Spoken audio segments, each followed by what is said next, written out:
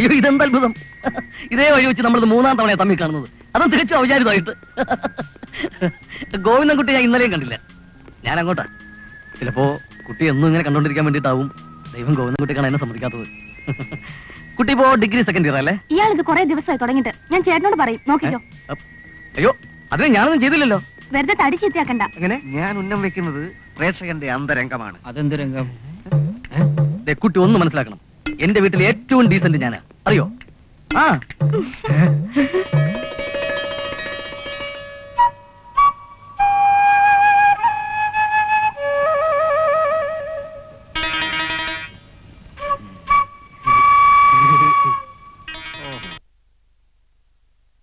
പെണ്ണിന്റെ പറയാ വായി നോക്കി നടക്കല്ലേ.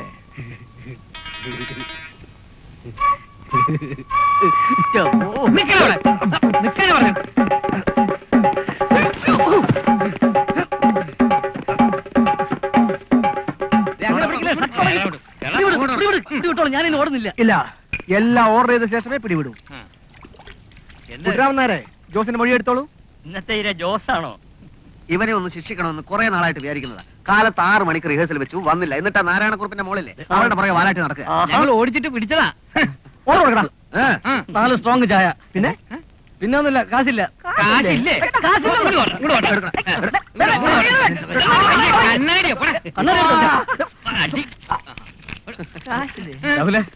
അതെടുക്കരുത്. ഒരു കൂളിംഗ് ഗ്ലാസ് വാങ്ങാൻ വെച്ച പണം അത്. വിഭവസമൃദ്ധമായ ചായയോടിക്ക് വേണ്ടി ഏർപ്പാട് ചെയ്യൂ.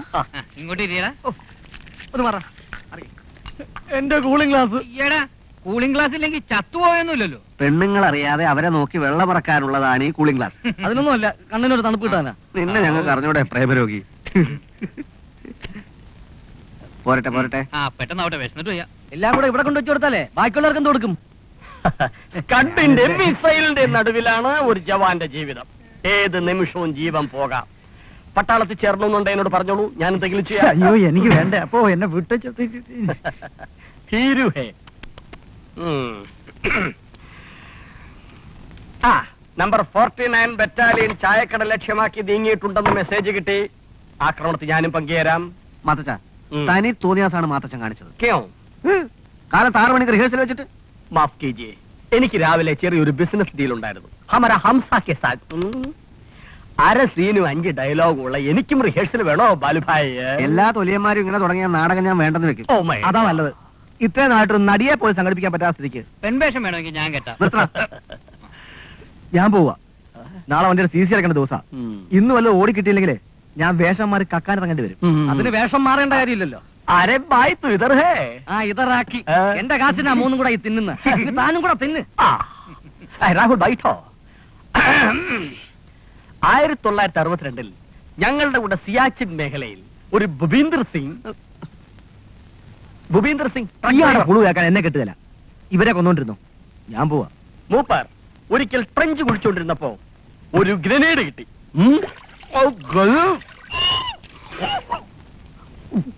മഴ ഇറങ്ങി പൊരിഞ്ഞ യുദ്ധം നടക്കുന്ന സമയം ഞാനൊരു 10-30 ചൈനക്കാരെ ഓടിച്ചിട്ട് വെടിവെച്ചു വന്നു. അപ്പൊ ഈ ഭൂപേന്ദ്ര സിംഗ് പറഞ്ഞു, മുझे भी एक चीना वाला को मरना चाहिए. എനിക്കും ഒരു ചൈനക്കാരനെ കൊല്ലണമെന്ന്. ഞാൻ എന്റെ ഗൺ കൊടുത്തു. മാത്തച്ച വേണ്ട. ഗൺ കൊടുക്കട്ടെ? ഗൺ കൊടുത്തു. പക്ഷേ ഈ കഥ നമുക്ക് ഇവിടെ വെച്ച് നിർത്താം. അവൻ പെമ്പിള്ളാണ് പുറകെ പോയ ഇവിടെ ആർക്കും ഒരു പരാതിയില്ല. ഞാനൊരു പെണ്ണിനൊന്ന് നോക്കിയാൽ മതി. ഇവിടെ ആകാം. അവൻ ആ പെണ്ണിന്റെ പുറകെ മാത്രമല്ലേ പോകുന്നുള്ളൂ. അതുമല്ല, അവൾ അവന്റെ ഭാര്യയാകാൻ പോകുന്നവളാ. നിന്റെ കേസ് അതാണ്. അതെ, നിങ്ങൾ രണ്ടുപേരും ശ്രദ്ധിക്കണം. ഭൂപേന്ദ്ര സിംഗിന്റെ കയ്യിൽ ഗൺ കൊടുത്തു. സിംഗ് ഗൺ എടുത്തു. മിണ്ടിപ്പോരുത്. ഒന്നാളെ ഞാൻ കുറെ നേരമായി തന്റെ കത്തി.